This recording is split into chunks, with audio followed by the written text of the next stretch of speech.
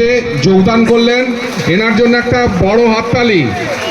ভারত মাতা কি, ভারত মাতা কি, बीजेपी जिंदाबाद, ভারত बीजेपी जिंदाबाद, জিন্দাবাদ জিন্দাবাদ बीजेपी जिंदाबाद, জিন্দাবাদ জিন্দাবাদ। बीजेपी जिंदाबाद,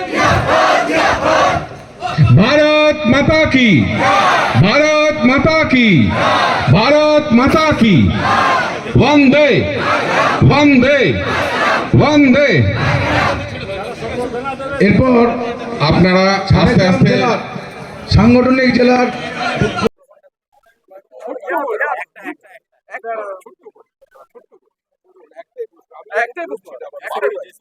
पार्टी कौन रहा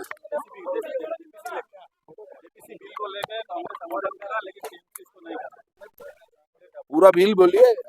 जो भी बिल पास हो रहा है, जो मंत्री लोग 30 दिन के अंदर अगर बिल जाना होगा, जो केंद्र सरकार जो बिल ले आ रहा है जेपीसी बिल क्यों बोल रहे हैं? जेपीसी बोलिए, इसलिए हम कंफ्यूज हो गए।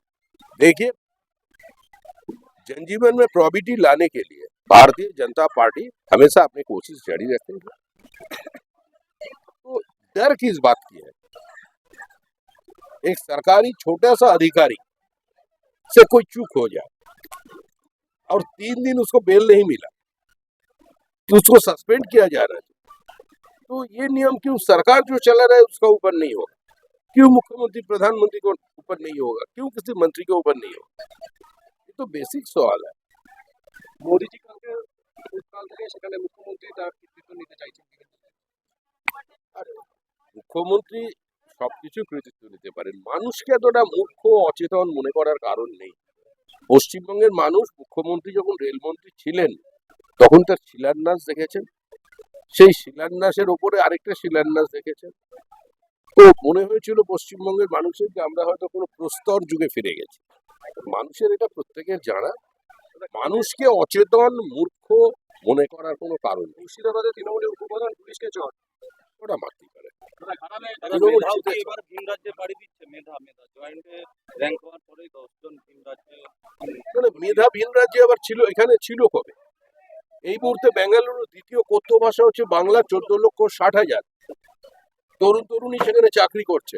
তাও আমি 3 বছর আগের ডেটা আপনাকে বলছি, কারণ পশ্চিমবঙ্গে কোনো চাকরি নেই।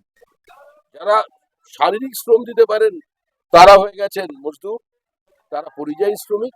আর যাদের মেধা আছে তারা পরিযায়ী ওই টেকনেরও, তারাও মজদুর। প্রবেশকারীরাই যদি লক্ষ্য হয় তাহলে বেছে বেছে বাংলাভাষীদের উপর আক্রমণ কেন? ওর উত্তর মানুষ দিয়ে দেবে। দাদা ঘাটাল নিয়ে কি বলবেন? ঘাটালে অ্যারেস্ট নিয়ে আজকে ঘাটালে যে অ্যারেস্ট করা হয়েছে বিজেপি, যে কোনো সুস্থ প্রতিবাদকে, গণ আন্দোলনকে একজন আদিবাসী সমাজের কৃষককে খুন করার প্রতিবাদে আজকে সেখানকার আদিবাসী বৃন্দ এবং সেখানে বিজেপিরা আমরা বন্ধের ডাক দিয়েছি। গতকাল রাত্রি থেকে তুলে নেওয়া হলো।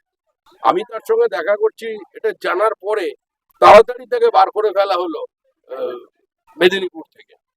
এবার নিয়ে সেটাকে খড়গপুরে নিয়ে আসা হলো, আবার রাস্তায় নিয়ে গিয়ে দাঁড় করিয়ে রেখেছে। গ্রেপ্তার করে তো থানায় নিয়ে যায়, জেলে নিয়ে যায়, কিন্তু গ্রেপ্তার করে রাস্তায় 6 ঘন্টা ঘোরাচ্ছে।